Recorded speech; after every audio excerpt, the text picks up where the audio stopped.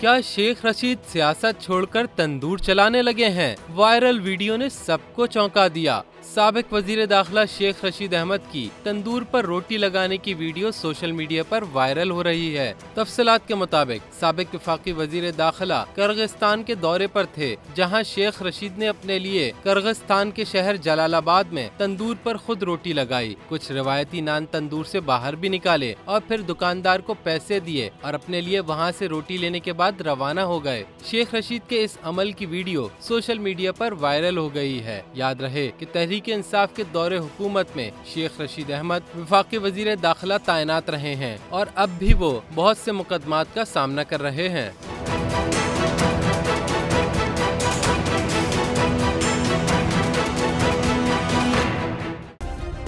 Subscribe करें और bell दबाएं ताकि कोई खबर रह न जाए।